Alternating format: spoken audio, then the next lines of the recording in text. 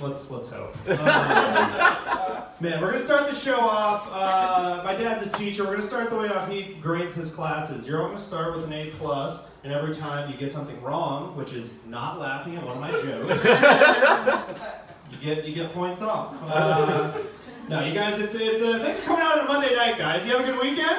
Woo! Wow. You guys always have such a good weekend? I had a good weekend, but it's not a usual thing for me. I had almost a suspiciously good weekend. On Saturday, I found $50 in a pants pocket. Ooh. And got laid in the same day. Ooh. Yeah, and when the girl was getting dressed, she didn't even notice the missing cash. So it's a real bang for your buck. Nah, don't let this dad bod fool you. I do be fucking though. Yeah. Stick goes in, comes back out. 50% chance it'll go back in. If you're hot, lower than that. No, I like dating older girls. Not like cougar old, just old enough to look down on me like the sister I always wanted. But a lot of guys are like very into dating younger girls, and I didn't get it for a long time because I knew younger girls. And I dated one for a while, and I get it now because it's an ego boost. Like, I'm 28, and I'm looking at this girl. She's probably like a junior in college, and I'm just like, you are so easy to impress. Like, we went on 2 dates. On the second date, she goes, "Oh, are those new shoes?" And I was just like, "No, they're just another pair of shoes I had." And she's like, "Guys really do change after college."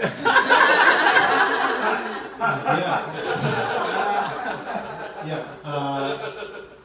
But I mean, really, to impress a girl in her early 20s, all you have to do is live somewhere. Anywhere will do. It's like you come home from the bar, she hears those keys jingling, she's like, "It can't be." It is, yeah. So we'll get in. I like my apartment. It's not in the best neighborhood, but I'm up here on a Monday night, so it's what I get. We go in and she's like, "Wow, this is a nice place. Like, how do you afford this?" I'm like, "Besides living with enough dudes to form a pickup soccer team?" I don't know, I have a job, what do you do? She's like, "My dad still helps out." I'm like, "Ride that as long as you can." Trust me. And I'm not going to repeat myself too much, but you will be hearing that again later.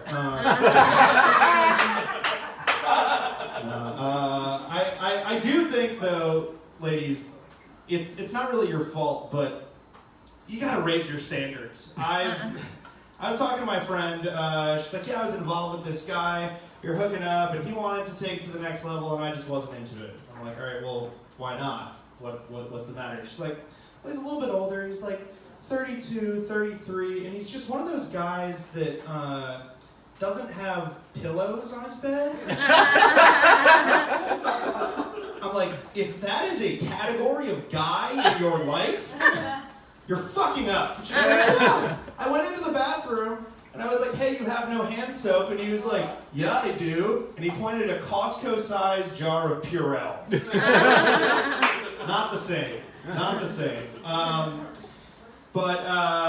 So she broke it off with him, and she told me he texted her a couple days later and was like, "Hey, I hope we can still be friends, we can still keep in touch," which is like, I think I still have a shot.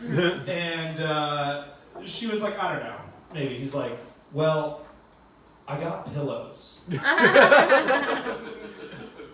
And she fucked him again. I have a tufted headboard, and I can't get a text back. Like, do I need to shower less? Like, what is going on? I don't know. My roommate has a great dick. That or like 20 girls have been faking it very convincingly. Got very thin walls. I'll be getting ready for bed, and once I'm in bed, I don't like getting up. I don't like doing anything, and I'll be putting my little head down on the pillow, and then he clocks into work. Jesus, it's like I can hear everything, and I mean it's fine. It's like if you can't join him, beat it. But no, I'm just there, just listening, ready to tap in if he gets tired. Because I mean, he's putting in the work. He's not so much a sex worker, more of a sex artist. Just does it for the exposure. Sometimes in the living room, and I'm just like, bro, our couch is white, but that's still gonna stain. No, God, I don't know. I think a lot of guys will talk about, like, talk up their manhood. Me, I think I'm just about average, or I don't know. I think it's weird that every girl who I've had, both girls that I've had the courage to ask about it have said the exact same thing, which is, it's just the right size. Now, I've done enough research on websites that you all know, but don't want to admit you do, to know that that's not a thing. There's a category in porn for everything, and I've seen a lot of it. I've never seen a video called, like, hot Cohen gets bent over and slammed by just the right size dick. If it fits like a mitten, no. It's shouldn't be so much wiggle room. Man, I used to live in Los Angeles, which was cool until I turned 25, hadn't booked a TV role, and they kicked me out.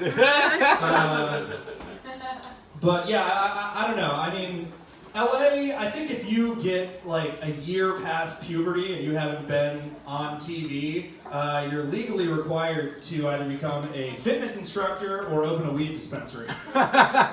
We already talked about the dad bod, and I don't have the business acumen to open a weed dispensary. I'm not saying, like, it's like my weed intake is also just directly correlated to my snack intake. And I'm not saying I smoke a lot of weed, but I was actually named in the annual revenue report for the Frito-Lay company.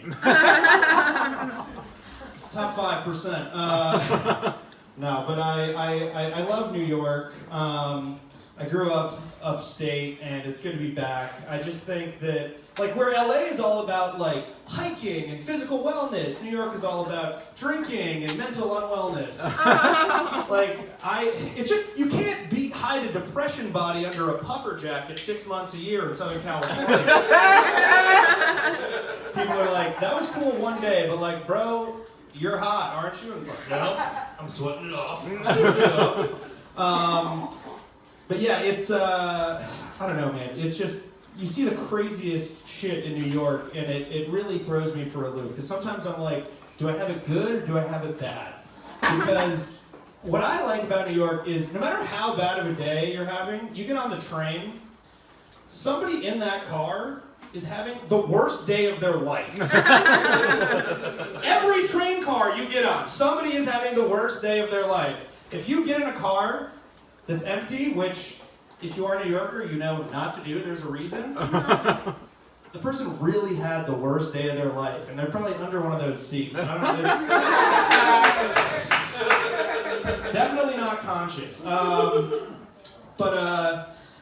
Yeah, I don't know. It's like, but so I'll be like, okay, it's not that bad. And then some days I'm like, wow, I'm buying my 12th slice of dollar pizza this week. This is really the pits. And then some guy walks in pulling like a grocery cart full of baby doll parts. And he's like, can you spare any crust for my children?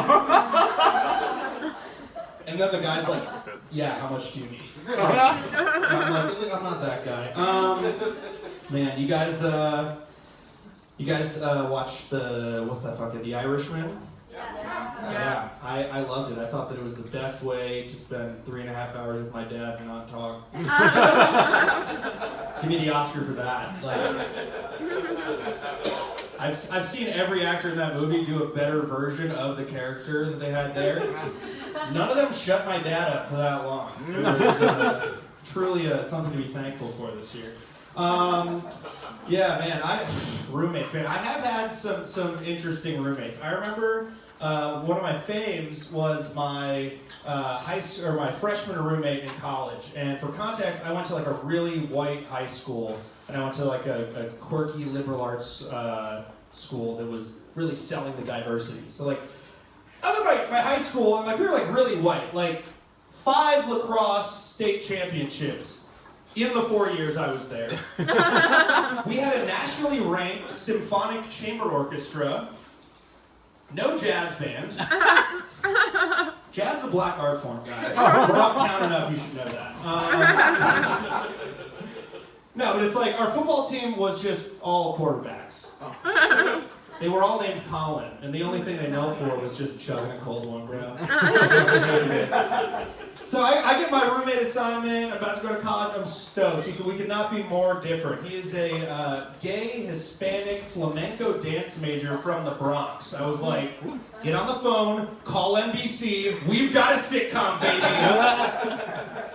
But I get there. He was all right. A couple weeks in, you know, I'm chill, but he was passing out on the floor drunk like 3 nights a week, smoking weed in the room every day, hadn't done his laundry in a month. Yeah, but I mean, I was really what I was most disappointed about was like this whole diversity thing was kind of bullshit because I did all those exact same things. Nothing at all, man.